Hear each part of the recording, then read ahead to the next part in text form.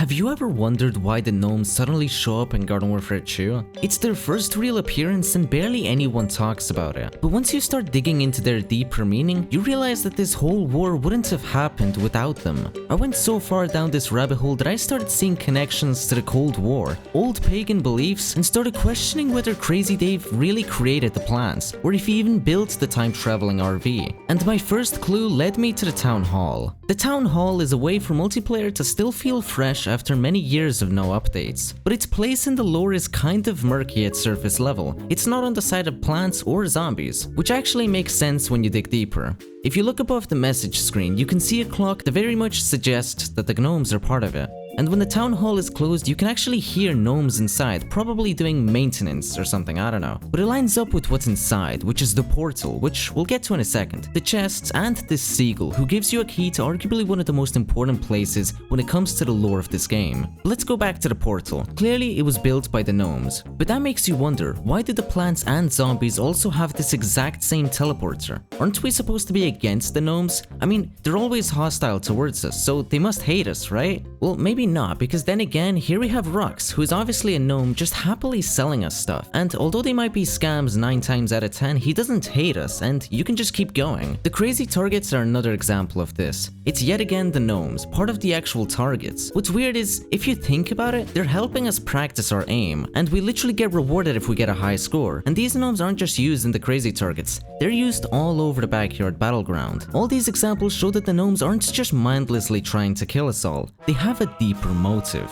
And this is when I realized there's more to this than just goofy garden decorations. And so, my investigation took me to Infinity Time. Somehow, Crazy Dave and Dr. Zomboss both independently figured out how to go to this weird space-like dimension called the Gnomeverse. And the gnomes aren't so happy about it, or so I thought. When you teleport in, King Gnomus says to not step into the gnomish gateways, and then we do. Then he says don't shoot our gnome floaty, and so we do. Don't you get the vibe he's being sarcastic? He wants you here, and he conveniently never actually dies. It's always an imposter, and it just so happens that vanquishing the gnomes gives you time shards, which give you new characters. It's almost like they're supplying us with stuff. From Rux's abilities to Infinity Time's party characters to Crazy Target's aim practice, this all shows that they're trying to prolong this war. And so next, I naturally wanted to figure out how Crazy Dave and Dr. Zomboss got to this place. And so I was looking around and I was kind of getting the vibe that some kind of war was going on. And not just any war, but the Cold War. The amount of spying done by each team is huge, and you'd be crazy not to have noticed a very clear arms race. Nuclear technology is on both sides, and if the radioactive symbols weren't clear enough, then the radium element shown in the picture has to prove it. Although the zombies have their own unique way of making nuclear technology, which we'll get to later. And if all this isn't enough, then take a peek at the overall vibe and focus of each team.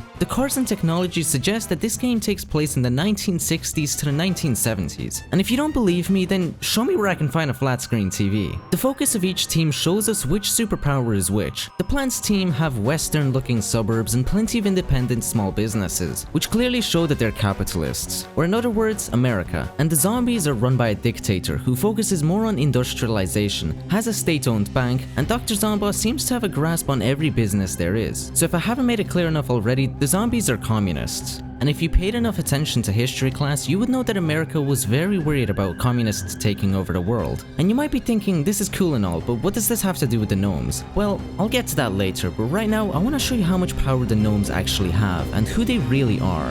This is where things get weird. So in Infinity Time, King Gnomus has no problem dishing out everything we need to know about what the gnomes are capable of. Starting with the ability to destabilize time, and knowing that we were coming before the Earth was even formed, and having a natural immunity to singularities. Now, if you don't know what a singularity is, let me enlighten you. It's basically a point in a black hole where gravity squeezes everything into an infinitely tiny point. Basically, where not even math or physics can explain what's going on. It's the equivalent of trying to divide by 0, and they're immune to it. But it makes sense because if you're paying attention, we're in something called Infinity Time. The rules aren't supposed to add up. And so all this information can only lead to one conclusion. They are God. What other conclusion could make sense? But they're just garden decorations, you say. Why would they be gods? Let me tell you. The history of gnomes is very complicated, but let's just say things line up quite well. Originally, these were spirits in Renaissance magic. Gnome means earth being or earth god. I've heard some people call them earth gods. They're a kind of non-physical discarnate entity, but associated with the underworld. They're also associated with gold and gems. They're clever but tricksy. Sometimes they'll help you, sometimes they won't. There's also some legends that say, since they are earth dwellers, they're all about the earth and plant processes.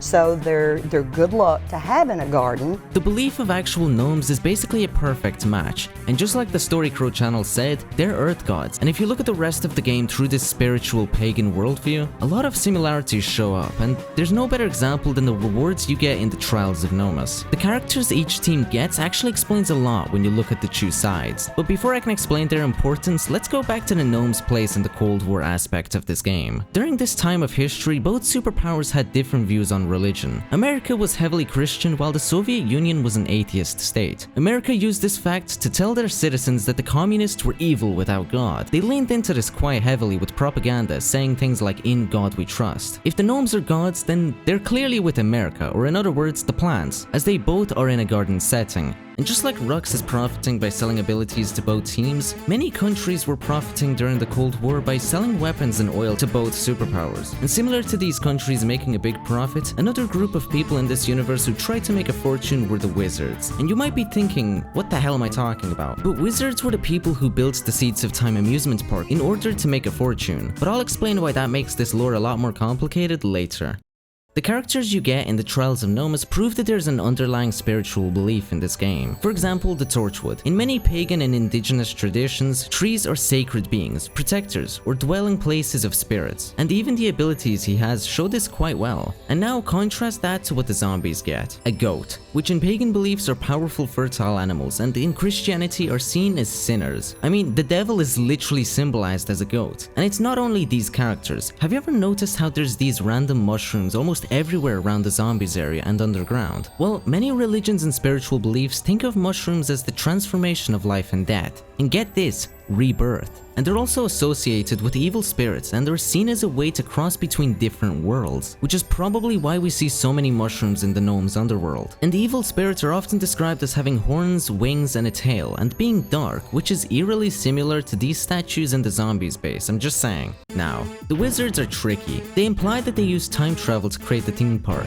but is that really true? What makes this more complicated is that we now have 4 groups claiming that they invented time travel, and only one of them is telling the truth. We got Crazy Dave with his time-traveling RV, Dr. Zomboss, who was already in ancient Egypt before Crazy Dave, and then the gnomes, who literally own time and have basically infinite powers, and then the wizards. Did they all copy each other, or are they lying, or what's going on?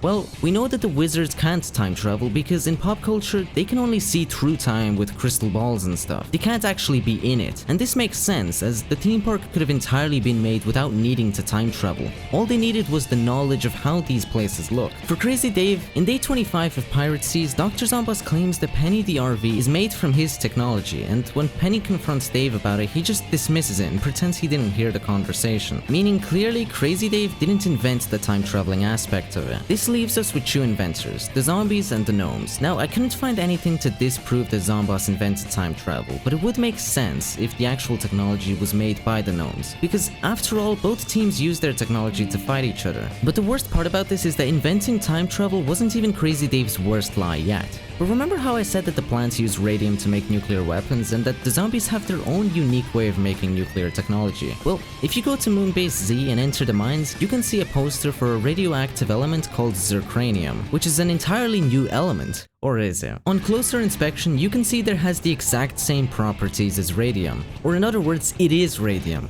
At least the plants were smart enough to know what it is, so I guess the zombies just wanted to seem unique. But anyway, what you were all here for. In Z-Tech Factory, in some kind of lounge room, we can see a poster for a science fair where Crazy Dave wins against Dr. Zomboss with his pea shooter, but it has cheat written on it, and I figured out why. It's because the gnomes were the true inventors of the plants. Wouldn't it make a lot more sense if the literal guardians of nature made the plants to help protect the gardens? And in the actual lore, this science fair is why Dr. Zomboss decides he wants to take over the world, and to do that he creates the zombies to help him. And the gnomes knew this. They could see in the future. Just like King Gnomes said, he could see us coming before our planet was even formed. They wanted this war, and they knew exactly what chain of events must have happened to create it.